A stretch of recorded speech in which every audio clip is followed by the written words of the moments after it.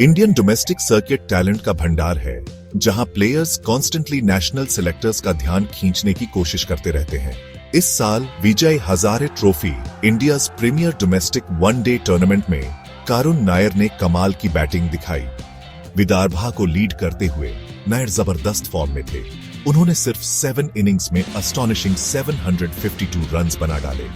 उनके run scoring स्प्री में record breaking 4 consecutive centuries शामिल थे। ऐसा कमाल टूर्नामेंट की हिस्ट्री में पहले कभी नहीं हुआ था। नायर का डोमिनेंस देखने लायक था। वो एफर्टलेसली गैप्स में शॉट्स खेलते थे और बाउंड्री रोप्स के पार आसानी से छक्के लगाते थे। उनकी इनिंग्स सिर्फ रन्स बनाने के बारे में नहीं थी, बल्कि उनकी इम्पेकेबल टेक्निक और अनवेवरिंग टेम्परामेंट का सबूत थी। नायर के फिनोमिनल फॉर्म ने इंडियन टीम में उनकी पोटेंशियल रिटर्न के डिस्कशंस स्टार्ट कर दिए। क्रिकेट एक्सपर्ट्स और फैंस में उनका नाम छाया हुआ था और कई लोग मानते थे कि उनकी एक्सेप्शनल परफॉर्मेंस इंडियन स्क्वाड में अपकमिंग चैंपियंस ट्रॉफी के लिए जगह डिजर्व करती है। हर मैच विनिंग नॉक के साथ उनके इंक्लूजन की डिमांड बढ़ती गई। लेकिन सरप्राइजिंगली नेशनल सिलेक्टर्स ने कारुण नायर को चैंपियंस ट्रॉफी स्क्वाड में शामिल नहीं करने का फैसला किया। इस अनाउंसमेंट ने क्रिकेटिंग वर्ल्ड को हिलाकर रख दिया। फैंस और एक्सपर्ट्स हैरान रह गए।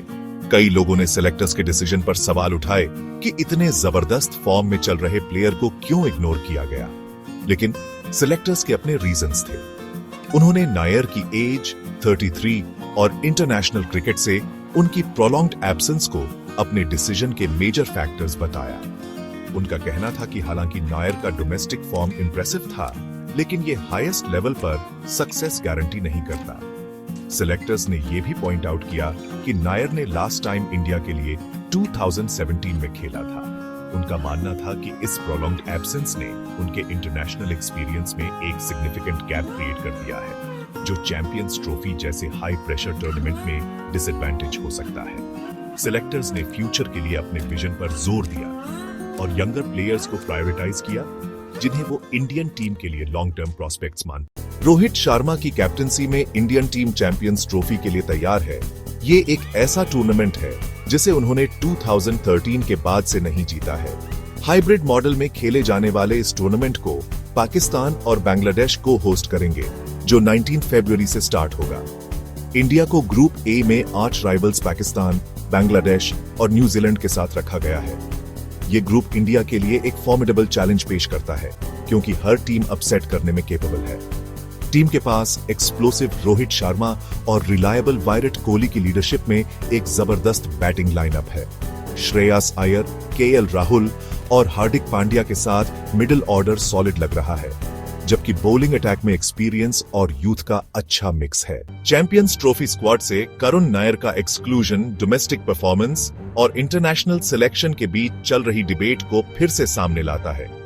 डोमेस्टिक क्रिकेट फ्यूचर स्टार्स के लिए ब्रीडिंग ग्राउंड का काम करता है, लेकिन डोमेस्टिक सक्सेस और इंटरनेशनल रिकॉग्निशन के बीच का ब्रिज क्रॉस करना अक्सर मुश्किल होता है। नायर का केस इस प्रॉब्लम का एक क्लासिक एग्जाम्पल है। विजय हजारे ट्रॉफी में उनके फिनोमिनल फॉर्म के बावजूद सिलेक्टर्स ने एज, एक्सपीरियंस और फ्यूचर पोटेंशियल जैसे फैक्टर्स को प्रायोरिटाइज करने का फैसला किया। यह डिसीजन डिबेटेबल है, लेकिन यह नेशनल टीम सिलेक्ट करने में आने वाली कॉम्प्लेक्सिटीज को हाईलाइट करता है। सिलेक्टर्स के पास डोमेस्टिक परफॉर्मेंसेस को रिवॉर्ड करने और फ्यूचर के लिए टीम बनाने के बीच बैलेंस बनाने का टफ टास्क है। नायर का एक्सक्लूजन उनके सपोर्टर्स के लिए निराशाजनक जरूर है, लेकिन यह एक रिमाइंडर है कि इंडियन टीम का रास्ता हमेशा स्ट्रेट फॉरवर्ड नहीं होता।